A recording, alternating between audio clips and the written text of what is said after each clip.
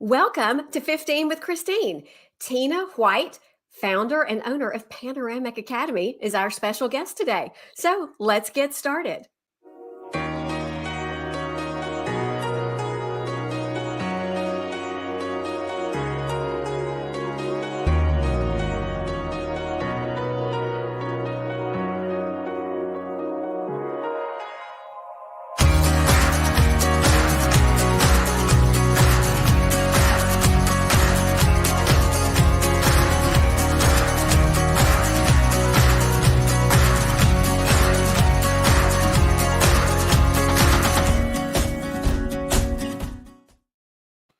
On 15 with Christine, we talk about all things business growth.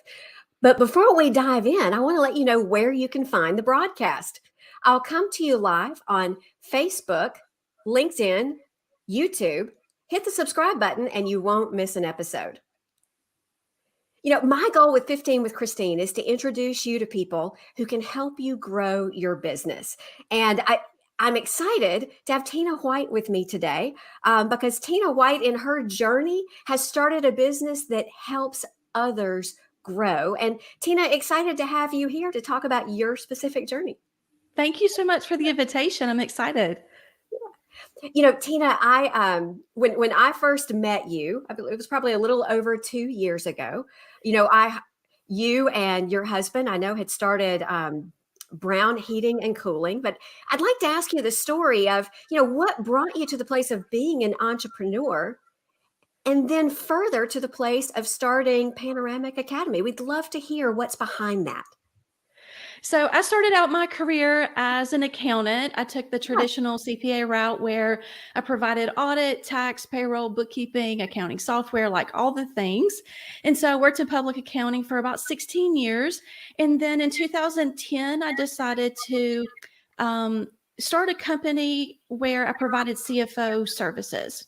Yes. And so those services that worked very well until we bought the business, Brown Heating and Cooling, in 2015. And then it was just a little bit busier than I expected. So I shifted my focus to that.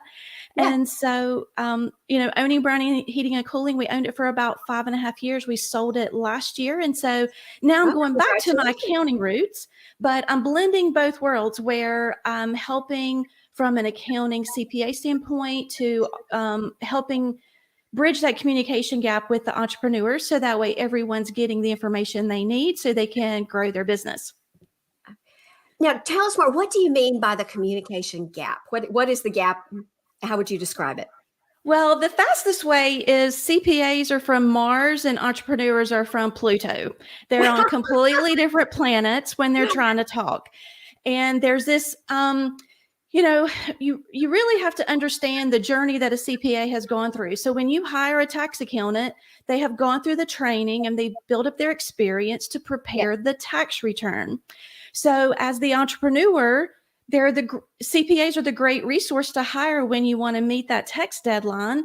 But it's often that the entrepreneurs get frustrated that the CPAs are not able to help with all the other stuff that needs to happen from an administrative side, pricing, the human resources, the operational, all those types of things. And so there's just two different worlds that just need to come together and really understand that the tax return is one financial viewpoint.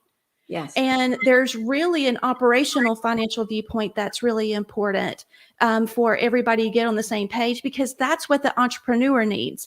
They need to be able to answer the question, will I have money to meet payroll this week? Mm-hmm. If not, why? Did I have a labor overage? Has a customer not paid us? What is going on? And so I just want to help both of those worlds connect so we can really help small businesses grow even faster. That's exciting. So how did you see the opportunity as well as the need to bring your services to the market? I provide continued education courses. I started doing that when I owned the HVAC company.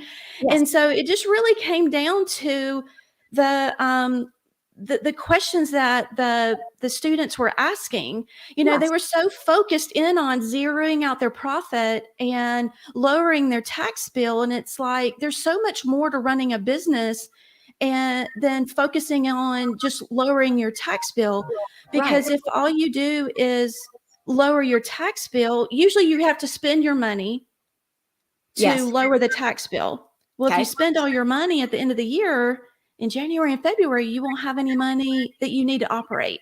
And Yes. so just kind of seeing, like listening, and it's like just really kind of reading between the lines, like helping them understand, yes, I'm asking where did all the money go, but helping them really understand it's not just printing out an accounting report that lists all the expenses.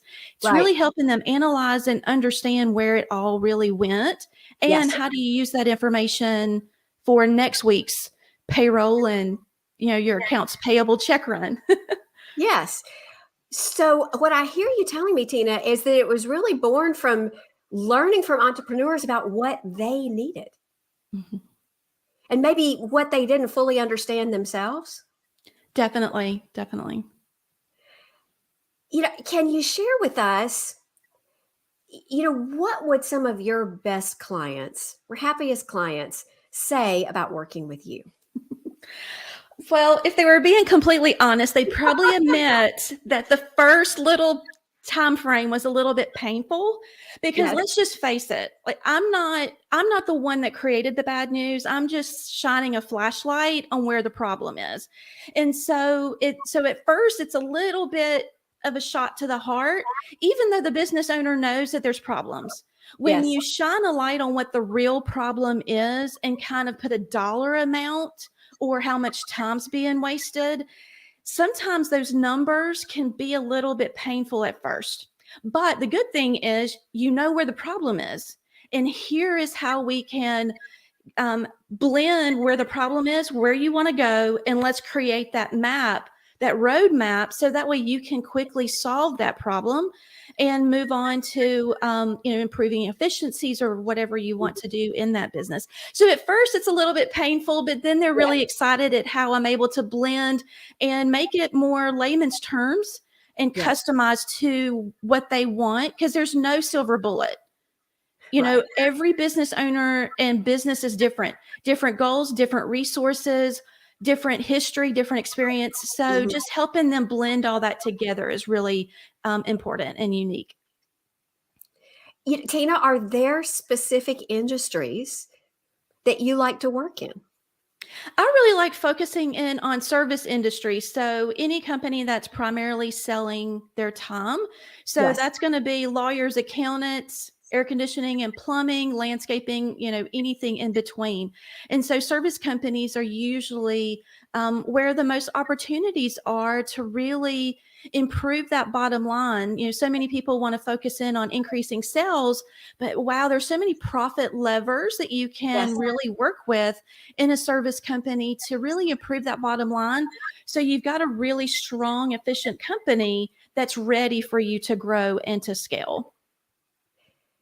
So if we look at it from two different perspectives, can you tell us what profit levers are in common with, say, a service company that is either, plumbing, HVAC, construction, along with, a professional service like accounting? Like, what's in common when it comes to a profit lever?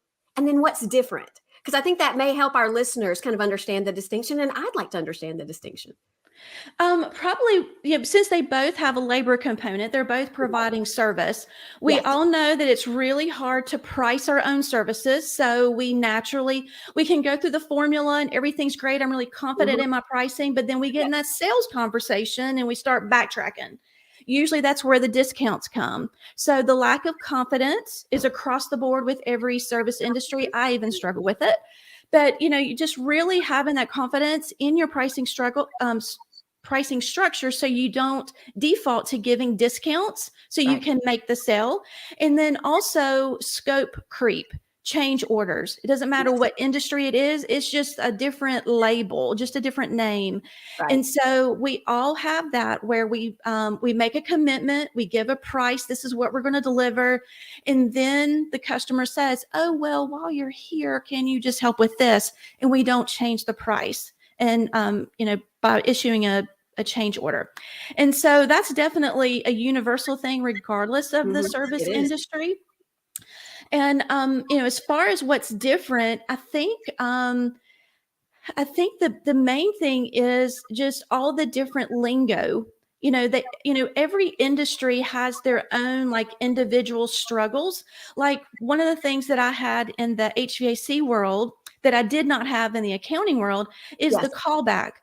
I was paying a service technician to get into a truck to drive to a customer's location. If they had to go back out a second time because they didn't do the job right the first time, I had to repeat the process, and it's expensive. I have to pay the technician to get into a truck to drive to that location. Whereas in the accounting world, if I made a mistake, it's usually caught in the review process, and the customer hardly ever hears about it. And if they do, I can just enter a journal entry or amend a tax return. So the mistakes aren't as extreme between the two industries, but they're still there. It's just the way the process can work. When it comes to working with business owners and entrepreneurs, what do you find are maybe some of the biggest blind spots, are areas where entrepreneurs just may not know how the business can be run better, or how they can prepare down the road to sell like you did, or how they can prepare for investors in the future?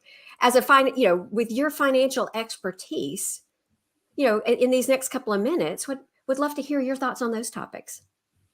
So probably one of the biggest things is business owners think it's normal for their company to always be dependent on them.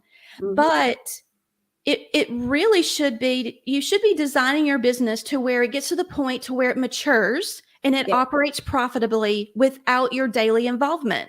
Right. And so usually that mindset is really common if you're getting your business ready to sell. But it's kind of like that TV show where do you list it or do you keep it with your house? Like they just totally revamp everything. I watched that show, I think last night. Yeah. So you can do the same thing with your business. And once you get everything in order and taken care of to where it does operate without you, you can decide to keep it. You don't have to sell it. That's one of the beautiful things is your business should mature. You should not be changing the diapers and tying shoes for your business for the next 30 years. It's not normal. Your business should mature. And so, just really helping, business owners understanding that you can grow without it being more customers calling your cell phone, without it being so dependent on you is definitely very important. You know what, Tina, I might take that analogy. You shouldn't be changing diapers and tying shoes. I love that. Before we wrap up, my last question for you is and this is a more granular question, but I'm interested in this and I often run into it with my own clients. How can you provide expertise from a compensation standpoint? And are there even some blind spot areas when it comes to setting up comp plans that when business owners are looking to scale and grow, things they need to take into consideration that maybe they just may not be aware of because they are not a financial expert? Probably the biggest blind spot is usually they're thinking about a compensation plan because they've got one employee, one problem, one situation that they're facing that they're trying to solve. Yes. And so the biggest problem with that is you can't design the compensation plan around that one situation because usually it's very common from a sales team standpoint, how do you reward them, keep them motivated, but then also not drain your entire bank account, trying to balance that. And so when you hire that first salesperson or that first person to your team, you want to get them motivated, but then that compensation plan is not sustainable as you hire more people. Right. Because from a law standpoint, you have to make it to where everyone that you're paying within that same category, within that same job description, they need to be paid the same way. So the compensation plan is more of a big company strategy Yes. that you've got to really step back and really think through the legal aspects of it, the financial, and how it's going to, is it going to be restricting? Because if it's, you need to run the numbers, because Yes. sometimes 10% sounds like it's not that big of a deal, but 10% of top line, when most businesses only make, on average, most across 212 industries, it's only 3% bottom line. And if you're Wow. giving 10% away, that's a major problem. Right. Major problem. So you need to look at the big picture and not just look at it solving a one-off problem. Right. Yeah. Well, Tina, really enjoyed the conversation. If any of you are listening and you're thinking, you know what, I want to learn more about what Tina does with Panoramic Academy, you can go to panoramicacademy.com. Be sure to look up Tina White on LinkedIn and connect. We'll be back in 2 weeks with another conversation. Until then,